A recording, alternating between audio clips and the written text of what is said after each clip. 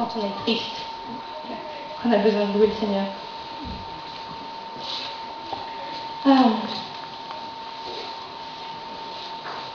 Moisson, c'est une église que je ne connaissais pas du tout, je ne connais pas. Et je ne sais pas si... je sais pas s'il y a des personnes qui sont tristes parmi nous. Et je ne sais pas s'il y a des personnes qui sont dépressives parmi nous. Peut-être c'est qu'à Marseille.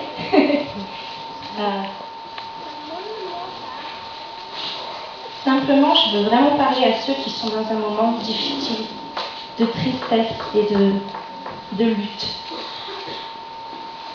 Dieu vous a donné les clés pour sortir de là. La première, c'est de lui dire les choses que vous ressentez. Mais une fois que vous les avez dites, vous les avez dites. Et après, il faut démarrer à vouloir, dans votre cœur, repenser ce que l'Éternel a fait pour vous.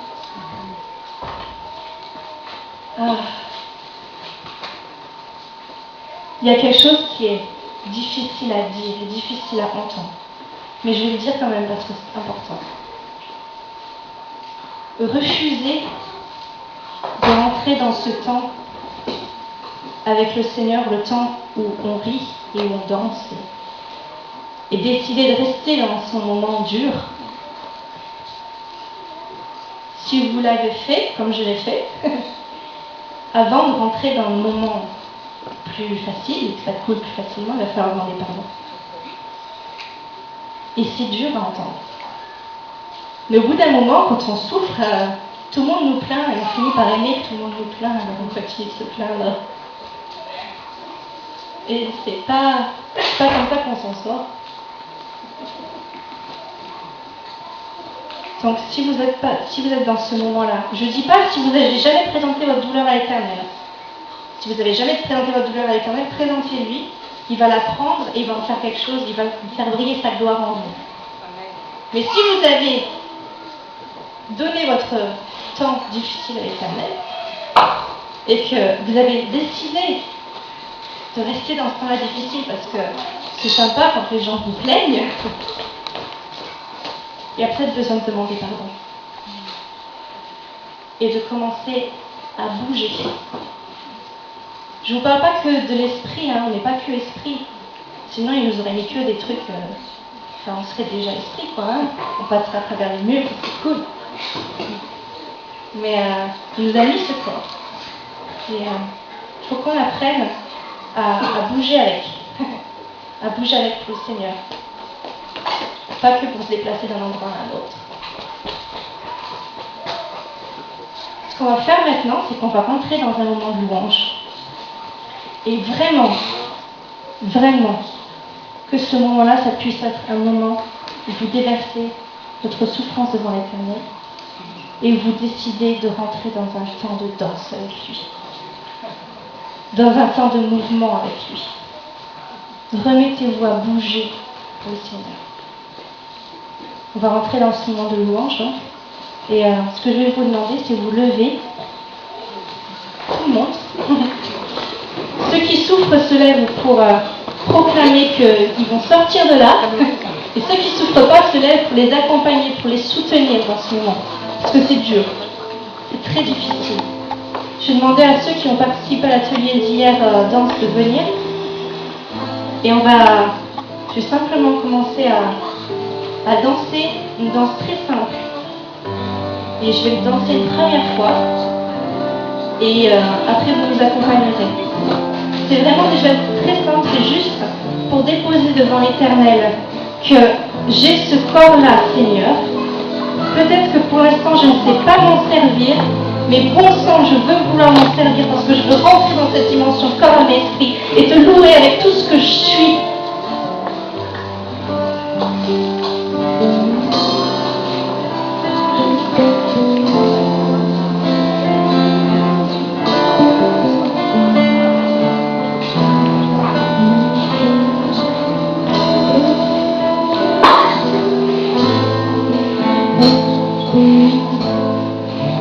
Car tu